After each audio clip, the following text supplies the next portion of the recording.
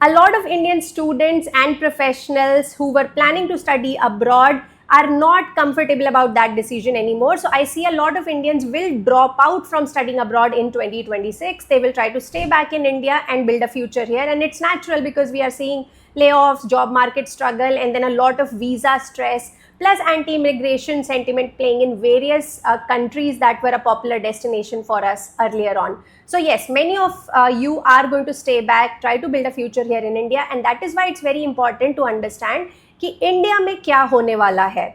Now I see very interesting dynamic playing out in the Indian tech job market. So I'm going to tell you what I'm seeing, and we'll be talking about some specific numbers also, because there's no point in talking hypothetically. So I see कि Indian tech job market is going to get polarized in next 2 to 3 years. What do I mean by that, and what does it mean for future career planning? All that on the other side of the intro. Keep watching.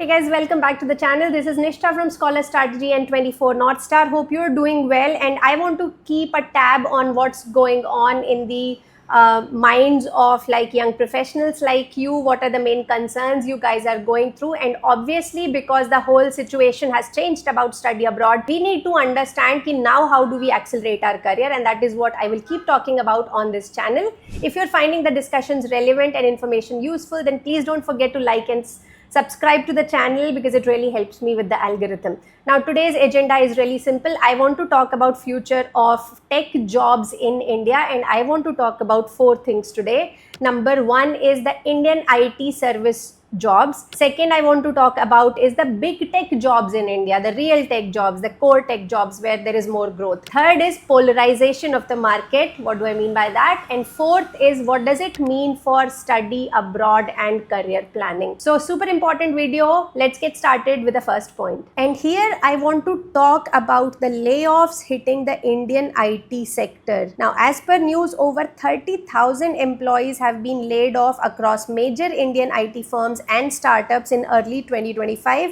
This includes around 12,000 people at TCS, 5,000 at Infosys, 4 at Wipro, and around 6,500 across various startups in all. Now we need to remember that these are the companies that employ most of the engineering talent that is coming out of Indian colleges, right? So they used to hire the freshers at 3 to 4 lakh per annum wala salary. Now there are some industry surveys that are suggesting that these entry level positions or the campus hiring is going to decline by almost 30-40% in near future. So that is a major blow to employability prospects of a lot of Indian engineering graduates.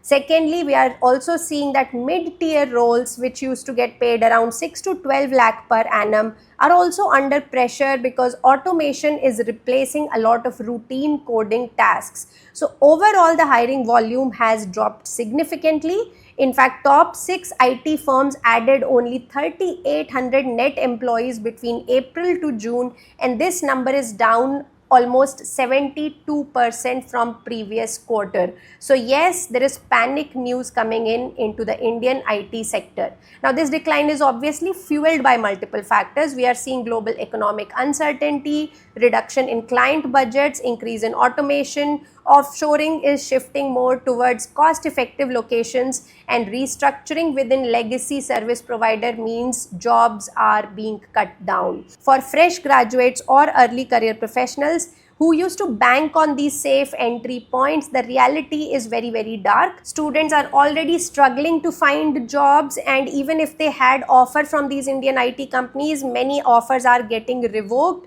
So now the student has to find a new job long after they have graduated, and many of them are just like, have been unemployed for more than 6 months. So this is what is going on in the Indian IT sector. Now let's talk about the second point, which is the big tech jobs. Now contrast this grim picture with another reality which is playing out in India. So my friend who is a SVP at Salesforce in Silicon Valley told me that Salesforce is paying almost 35 lakh annual salary to freshers in Indian offices, and this is not standalone news. Global big tech giants like Google, Microsoft, Amazon, etc. are happily paying 40 lakh plus salaries to IIT, IISc graduates, especially for AI, ML kind of roles. And if you're a mid-senior techie at one of these big tech companies in India, you are making shit load of money. And let me cite some real numbers. Like, there are techies which are getting paid more than 80 lakh per annum at companies like Google, Databricks, Rubrik, etc. Then Meta, Rippling, Airbnb, those kind of companies are paying you more than 70 lakh per annum for a mid-senior techie role.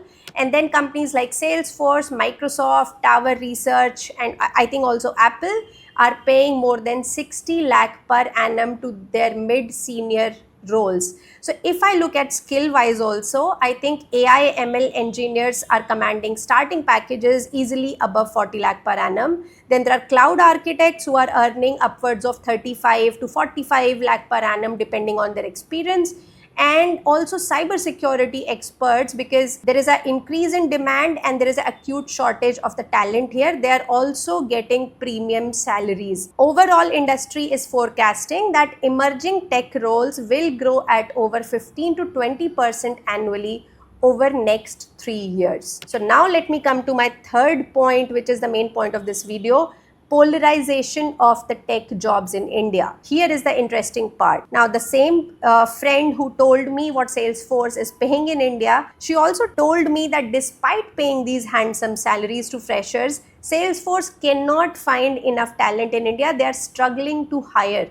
Now, India is graduating almost 1.5 million or 15 lakh engineers per year, but most of these engineers, they can only code with a Google tab open. They can't debug or optimize beyond what's in a tutorial, and they have learned Java or .NET syntax just enough to pass the campus hiring task, but they don't actually understand the concepts. Whereas these big tech companies are looking for engineers who can design systems, not just write syntax. They can solve problems from scratch, not just follow templates, and they can adapt to new technology without waiting for a training module. Do you see the gap here? Point is, companies want to hire engineers, and we have engineers, but those engineers are not qualifying for these high paying roles. These engineers basically are very mediocre level engineers.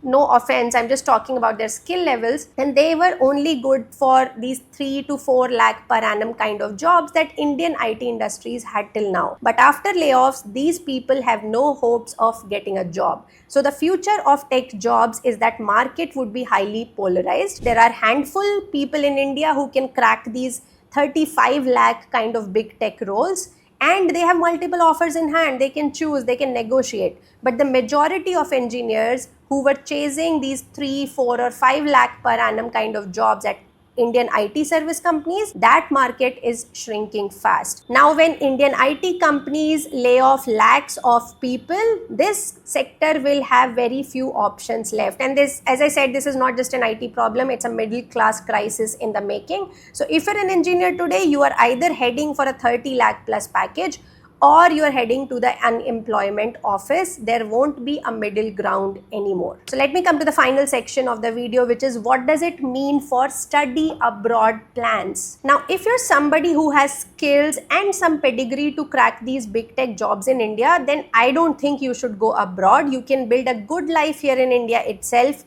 with this kind of salary. I mean, why risk the visa and job uncertainties, right? But what about the 95% of the mediocre engineers? Now, one thing is clear: if you don't develop rare future ready skills which align with these technology trends, your future is anyways questionable even in India. Companies are going to automate or offshore the routine work aggressively, and you will have nowhere to go. You have to develop these high paying skills somehow if you wish to stay afloat. And Indian education is not keeping up with the market. I mean, it's failing us already at bachelor's level. Master's courses are even more weakly designed, and because of entrance exams etc., only a few thousands can crack GATE and get worth it seats at IITs, ISC kind of places. So there is no clear pathway in India for other people. So study abroad can be worth the risk for that segment. So it's worth the risk if you are stuck on these low-end jobs, you don't see a way out. You might want to study abroad without taking a huge loan and hustle for some opportunities because the upside is still big enough for you. I mean, that's why I went, because I was also stuck in this 3 to 5 lakh per annum kind of jobs in India. But soon after going there, I could easily command 100k plus USD salaries in the US, and that's why a lot of our clients also used to go. So this segment can still see a silver lining of study abroad. They can still see the upside there, which might be worth the risk for some people who are financially somewhat stable. The study abroad can also be worth it for a second category of people, I think, who want to build a career in non-IT, non-software kind of tech fields like robotics, electronics, VLSI, IoT, etc. Or they want to build a research career, because India mein inki core opportunities are significantly lacking. You are not going to find very high quality robotics or electronics jobs in India. You are not going to get respect if you do a PhD from India. So those people might still want to consider study abroad for their future career growth. To wrap up, average Indian IT jobs are crashing and there's no escape for mediocre engineering students. You have to skill and you have to find your niche fast, else you are going to get hammered within next 3 to 4 years. On the other hand, there are some awesome opportunities if you can crack the big league MNC jobs in India. So it's worth making an effort for it. So definitely try for those jobs. But if you're stuck at the low level and you don't see a future growth in India, you can consider study abroad. But of course, you have to manage the risks associated with it. So those were my thoughts about how the tech job market will play out in India over the next few years and how you can plan your careers around it. Thank you so much for watching. I hope this was helpful. If it was, then don't forget to hit the like button. And I would love to hear from you guys. What do you think about the future in India? So please do tell me in the comments. So I will see you guys next week with another fresh new video. Until then, take care. Bye-bye.